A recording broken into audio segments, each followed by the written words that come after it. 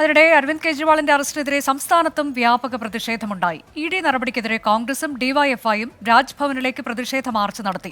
Kochi ED ഓഫീസിലേക്ക് Aam Aadmi party നടത്തിയ March police തടഞ്ഞു. പ്രതിഷേധങ്ങളെ അഴിമതിക്കാരുടെ കൂട്ടക്കരച്ചിലെന്ന് പരിഹസിച്ച ബി.ജെ.പി പിണറായി വിജയനെതിരെ നാളെ നടപടിയുണ്ടായാൽ കോൺഗ്രസ് എന്ത് നിലപാടെടുക്കുമെന്ന് ചോദിച്ചു.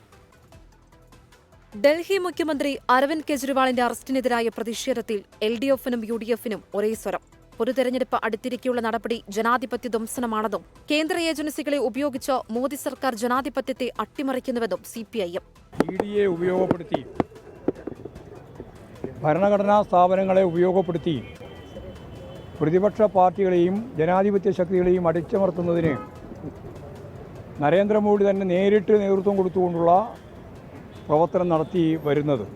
കൽത്തുറുങ്കിൽ അടച്ചിരിക്കുന്ന കെജ്രിവാളാണ് പുറത്തുള്ള കെജ്രിവാളിനേക്കാളും ശക്തനായിട്ടുള്ള നേതാവ് എന്ന കാര്യത്തിൽ ഒരു സംശയവും വേണ്ട.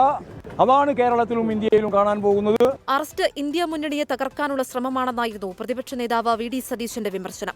എങ്ങനെയും പ്രതിപക്ഷത്തെ അടിച്ചമർത്തണം, ഇന്ത്യ മുന്നണിയെ തകർക്കണം എന്ന ലക്ഷ്യമിട്ടുകൊണ്ടാണ് കഴിഞ്ഞ കുറേ ദിവസങ്ങളായി പ്രവർത്തിക്കുന്നത്.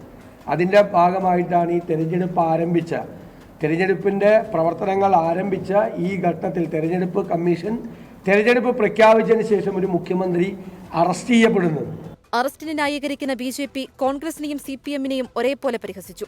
സംസ്ഥാനത്ത് അഴിമതി നടത്തിയിട്ടുള്ള ഭരണാധികാരികൾക്കെതിരെ നിരവധി കേസുകളുണ്ട്. ആ കേസുകളെല്ലാം അന്വേഷണത്തിലാണ്.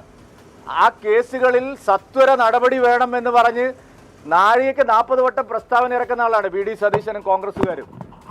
പക്ഷേ വല്ല നടപടി ഉണ്ടാവുമ്പോൾ ഉടനെ പ്രതിപക്ഷത്തെ വേട്ടയാടുന്നു എന്ന് പറഞ്ഞ് രംഗത്ത് വരുന്നത് ഇരട്ടത്താപ്പ് അല്ലെങ്കിൽ പിന്നെ എന്താണ്? അഴിമതിക്കാർക്കെല്ലാം മുന്നറിയിപ്പ് തന്നെയാണ്. മോദി പറഞ്ഞിട്ടുണ്ട്, തിന്നുകയുമില്ല തീറ്റിക്കുകയുമില്ല.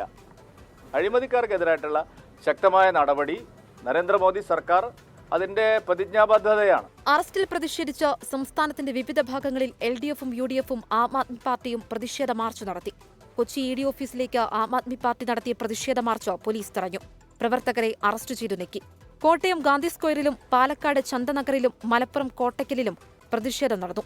വയനാട്ടിൽ ആം ആദ്മി പാർട്ടി പ്രവർത്തകർ ദേശീയപാത ഉപരോധിച്ചു. വിവിധ ബ്യൂറോകൾക്കൊപ്പം 24 തിരുവനന്തപുരം.